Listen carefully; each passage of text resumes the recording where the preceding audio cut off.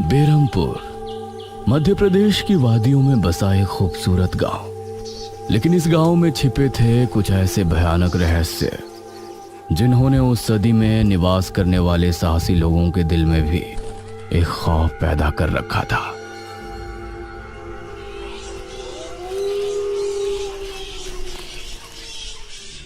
आज तो बहुत दिनों के बाद मित्रों से मिलना हो रहा है, बहुत आनंद आएगा। अरे मदन, कहाँ जा रहा है इस समय? पिताजी, मेरे मित्रों से इतने दिनों बाद मिलना हो रहा है। वो सुबह होने पर वापस नगर चले जाएंगे। अरे तुझे पता नहीं क्या, आज शनिवार की रात है। आज के दिन निशिर मोलो गांव में घूमते हैं। पिताजी, चाहे निशिर मोलो आए या नरकासुर, मुझे आज मेरे मित्रों से मिलने से कोई नहीं रोक सकता। ठीक है, लेकिन ध्यान रहे, जैसे ही तुमको उनके कदमों की आहट सुनाई दे और उनका वो मंत्र जिसको वो दोहराते हुए आगे बढ़ते हैं, तो उन्हें बिना देखे किसी ऐसी जगह छिप जाना जहां से ना वो तुमको देख सके ना तुम उनको। और जब तक उनकी आवाज आना बंद ना हो जाए, उनके सामने नहीं आना। वो 4 भयानक आदमी होते हैं जो अपने कंधों पर एक ताबूत को उठाए होते हैं, और अगर कोई उन्हें देख ले तो वो जिंदा नहीं बचता। मुझे पता है पिताजी, अब मैं चलता हूँ। यह कहकर मदन घर से निकल गया, लेकिन उसके पिता के चेहरे पर उसकी फिक्र साफ नजर आ रही थी। निशिर मोलो आ जाएंगे और साथ ले जाएंगे। ऐसा लगता है कि हमारे गांव के लोग अभी भी दूसरी सदी में जी रहे हैं। वो तेज तेज कदमों के साथ आगे बढ़ रहा था। कुछ देर बाद उसे जंगल की तरफ एक पगडंडी वाला रास्ता नजर आया। यहां से जाऊंगा तो जल्दी पहुंच जाऊंगा, यहीं से आगे बढ़ता हूं। बिना ज्यादा सोचे वो जंगल के अंदर बने उस पगडंडी वाले रास्ते पर आगे बढ़ गया।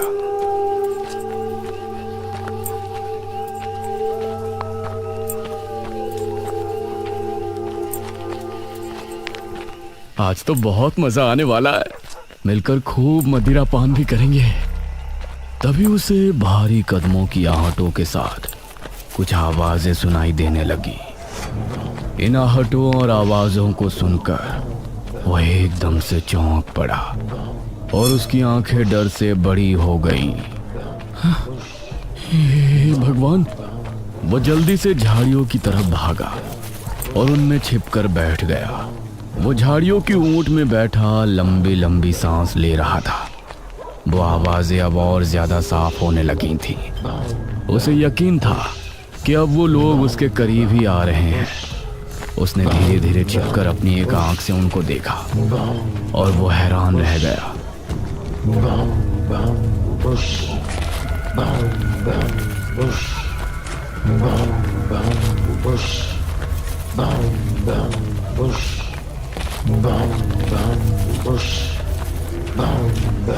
हे भगवान, मैंने इन्हें देख लिया। हाँ। मदन पूरी तरह से झाड़ियों में छिप गया और कुछ देर अपनी सांस तक रोके वहां छिपा रहा। फिर उसने धीरे से झांक कर देखा तो अब वो लोग कहीं नजर नहीं आ रहे थे। हाँ, लगता है चले गए। वो वहां से निकला और दोनों तरफ देखा तो वहां कोई नजर नहीं आया। हाँ, शुक्र है भगवान। उसने एक कदम बढ़ाया ही था कि तभी उसे फिर से वही आवाजें अपने ठीक पीछे से सुनाई देने लगी। उसने एक झटके से पलटकर देखा तो वो चारों ताबूत वाले शख्स ठीक उसके पीछे खड़े थे।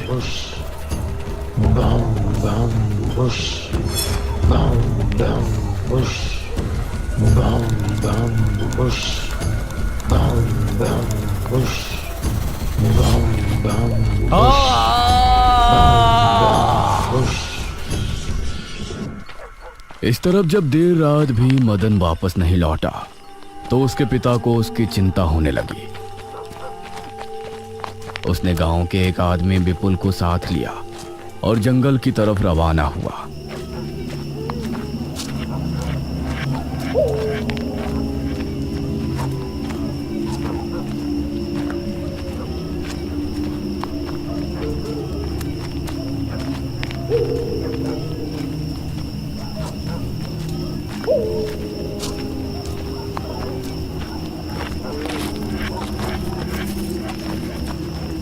काफी देर बाद एक बरगद के पेड़ के पास जाकर उनके कदम रुक गए और आंखें खौफ से फट पड़ी। उन्होंने मदन को रहस्यमयी परिस्थिति में पाया। उसके चेहरे पर डर और आंखों में खौफ ऐसा नजर आ रहा था कि जैसे उसने हादसे से पहले बहुत ही भयानक मंजर देखा हो। मदन! 400 साल बाद अंधेरा जंगल, सुनसान रास्ता, चारों तरफ सिर्फ पेड़ पौधे और कोहरा। मेघना उनके बीच अकेली खड़ी थी। कोई है क्या? यहाँ कोई है? उसने कुछ कदम आगे बढ़ाए। उसके सवाल का कोई जवाब तो उसे नहीं मिला, लेकिन कुछ टपकने की टप टप की आवाज अब उसे बराबर आ रही थी। मैं यहाँ क्या कर रही हूँ? कौन लाया है मुझे यहाँ पर? वो खुद को वहां पाकर बहुत परेशान थी। तभी उसने देखा कि कोई चीज उड़ती हुई उसी की तरफ आ रही है। वो उसे हैरानी से देखने लगी। पास आने पर पता चला कि वो कोई विशालकाय भयानक पक्षी था। बचाओ! मेघना उससे बुरी तरह से डरकर भागने लगी और वो उसका पीछा कर रहा था। मेघना ने उसे पीछे पलटकर देखा तो वो उसको पकड़ने ही वाला था, लेकिन तभी मेघना एक पेड़ से टकराई। उसने देखा कि उस पेड़ से हरे रंग का पानी टपक कर नीचे गिर रहा था। मेघना उस हरे पानी को गौर से देख रही थी। तभी अरे ओ मेघना, उठ जा यार, कब तक सोएगी? मेघना आंखें मलते हुए नींद से जागी। उसने देखा कि सुबह के 9 बज चुके थे। ओह शिट, हम तो लेट हो गए। तूने मुझे उठाया क्यों नहीं? मेघना अपनी एक पार्टनर इशिता के साथ दिल्ली में रह रही थी, जहां वो एक लैब में काम किया करती थी। दोनों ने साथ नाश्ता किया और फिर तैयार होकर अपनी लैब के लिए निकल गई।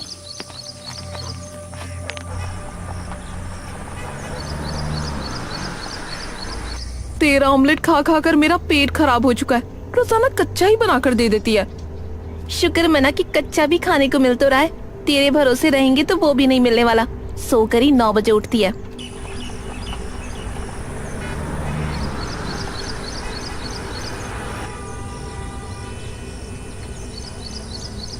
ये दोनों लैब में पहुंची और वहां जाते ही इशिता के पास प्रोफेसर जयदेव की कॉल आई। तुम दोनों ने इस बार बहुत समय ले लिया है। जो एंटीडोट बनाने का काम तुमको दिया था वो पूरा करोगे या नहीं? प्रोफेसर साहब, बस ये समझ लीजिए कि काम हो नहीं वाला है। आप हमें 3 दिन का समय और दीजिए। ये कहकर उसने कॉल काट दिया। तो इतने दिनों से प्रोफेसर को घुमा रही है, आखिर तू ये एंटीडोट तैयार करेगी कैसे? ये सुनकर इशिता ने एक किताब निकाली।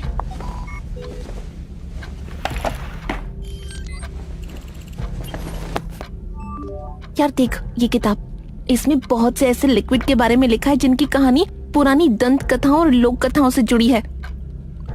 तो तू कहना क्या चाहती है? मुझे इस किताब में बहुत ही अनोखे लिक्विड के बारे में पता चला है, जिसे मृत्युंजय अमृत कहते हैं। हम उस लिक्विड का टेस्ट करेंगे और अगर वो हमारे काम का निकला तो उसे यूज भी कर सकते हैं। मृत्युंजय अमृत? देख, मैं तेरे साथ कहीं नहीं जाने वाली हूँ। ये सब बातें बकवास होती हैं। अरे देख तो सही, इस पेड़ से हर पूर्णमासी की रात ये हरा लिक्विड टपकता है। तभी मेघना ने देखा कि उस पन्ने पर किसी मृत्युंजय अमृत के बारे में लिखा था और उसमें ठीक वही पेड़ दिखाया गया था जो मेघना रोजाना अपने सपने में देखा करती थी। मतलब उस हरे पानी की बात ही इस किताब में लिखी थी। हे भगवान, क्यों हिला डाला ना? है ना इंटरेस्टिंग? मेघना ने कुछ सोचा और फिर जवाब दिया, हाँ, तो हम दोनों कल ही बीरमपुर गांव के लिए निकलते हैं।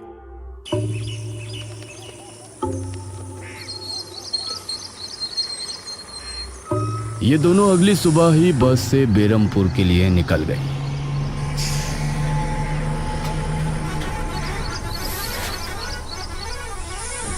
वैसे एक बात बता, तू मेरे साथ वहां जाने के लिए एक ही बार में कैसे राजी हो गई? मेघना ने सच को छिपाते हुए कहा, ऐसी अनोखी चीज देखने के बाद भला कौन नहीं होगा जो इसको देखना नहीं चाहेगा? ओहो, ये हुई ना बात। मैंने तुझे पार्टनर बनाकर कोई गलती नहीं की।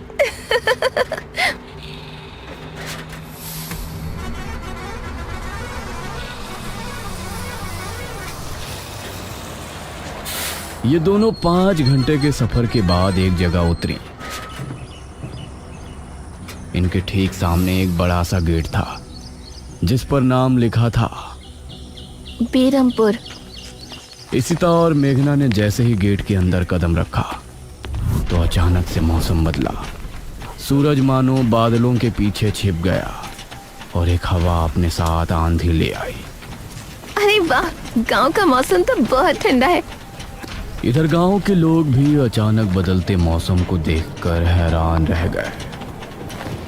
अरे ये क्या, अभी तक तो काफी गर्मी थी, ये अचानक आंधी कहां से आ गई? मुखिया जी, लगता है बारिश भी जरूर आएगी। इधर मेघना और इशिता दोनों ही गांव की तरफ बढ़ रही थी। यार, ये गांव के लोग ठीक तो होंगे ना? गांव के लोग तो ठीक ही होते हैं, अजीब तो हम शहर वाले होते हैं। ये बात तो तूने बिल्कुल पते की कही। इशिता और मेघना दोनों गांव के चौक पर पहुंची। वहां एक कुआं भी था और वहीं मुखिया भी 2 आदमियों के साथ खड़ा था। अरे बच्चियों, तुम दोनों कौन हो? अब नमस्ते जी, मेरा नाम इशिता है और ये है मेरी दोस्त मेघना। अच्छा बेटा, वैसे हमारे गांव में किस वजह से आना हुआ? वो असल में वो अंकल, हम लोगों को अपनी स्टडी के लिए 5 गांवों के बारे में लिखना है, इसलिए हम लोग यहाँ आए हैं। इसके बाद और 4 गांवों में जाएंगे। ओह अच्छा, फिर तो ठीक है बच्चों, हम तुम्हारी जितनी हो सके उतनी मदद करेंगे। जी अंकल, क्या हमें यहाँ कुछ दिन के लिए रहने के लिए कोई घर मिलेगा किराए पर? अरे बच्चों, तुमको किराए की घर की क्या जरूरत है? तुम दोनों जब तक चाहो मेरे ही घर में रह सकती हो। ठकुराइन वैसे भी लड़कियों से बहुत प्यार करती है। जी शुक्रिया अंकल।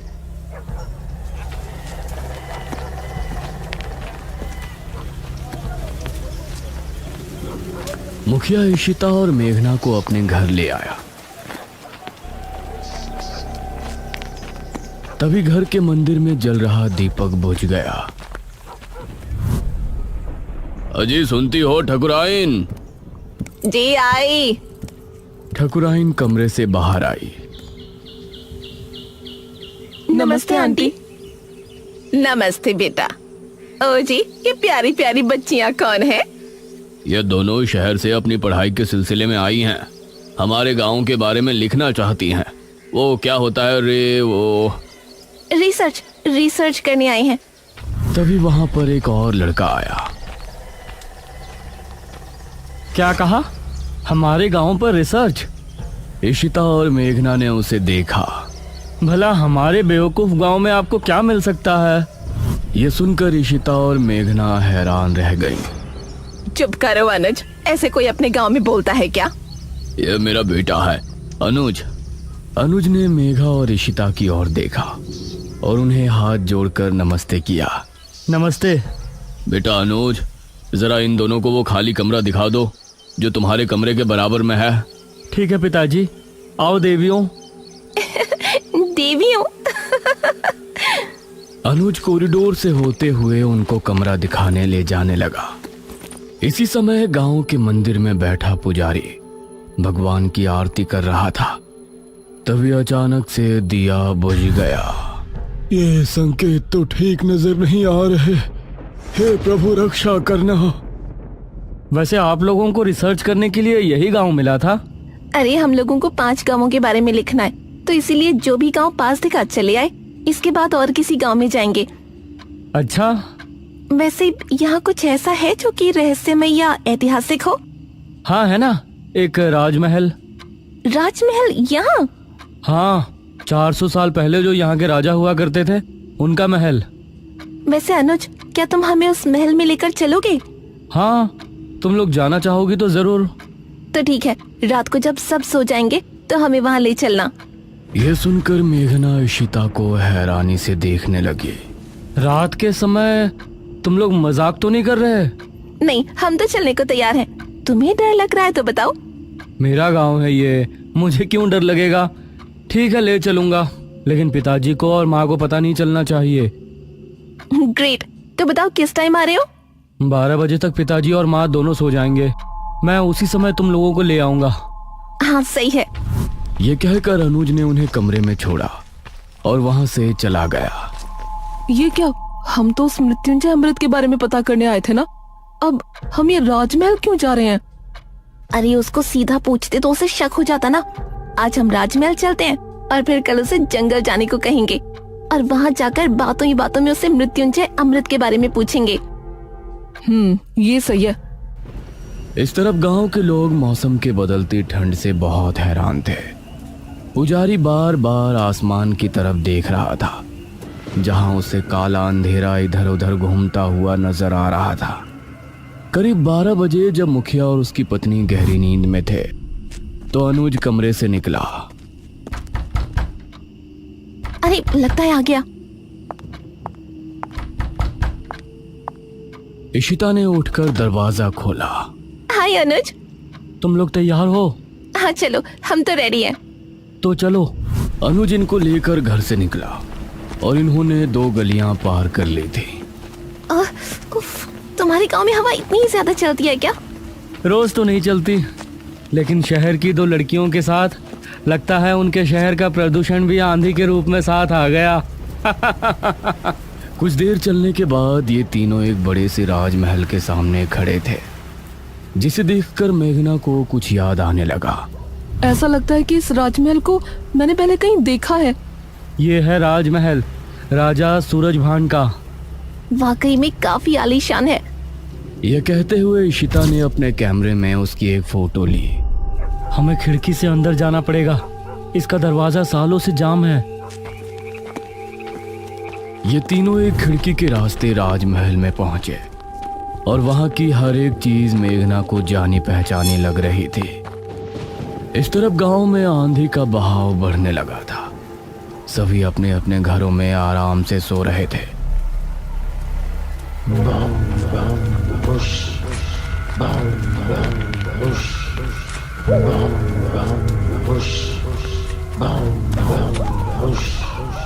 अरे ये आवाज तो निशिरमोलो।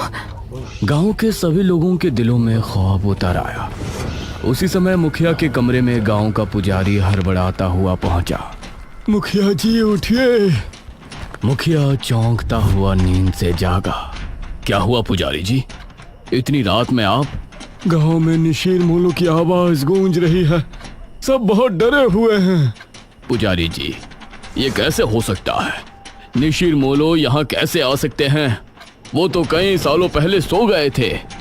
जरूर कुछ ऐसा हुआ है जिससे वो जाग उठे थे।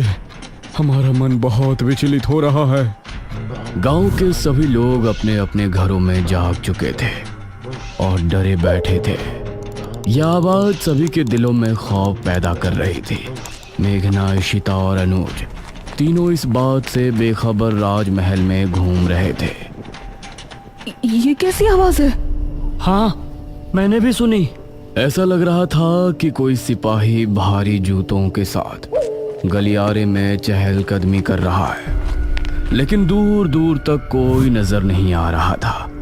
उसी समय गांव के 2 आदमी संपत और कप्ता जंगल की सरहद पर बैठे हुए जुआ खेल रहे थे। अरे संपत यार, चल घर चलते हैं, अब बहुत समय हो गया। ओहो, अब तू हार रहा है तो घर चलते हैं। अरे चुपचाप पूरी बाजी खेल, इससे पहले तो मैं तुझे जाने नहीं दूंगा। हाँ। यह सुनकर कप्ता फिर से उसके साथ पत्ते बांटने लगा।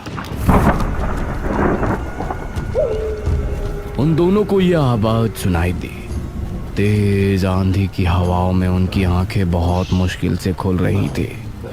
उन दोनों ने देखा कि सामने से 4 आदमी अपने कंधों पर एक ताबूत उठाए मंत्र पढ़ते हुए चले आ रहे हैं। संपत और कप्ता इससे पहले कुछ करते, वो चारों आकर उनके सामने रुक गए।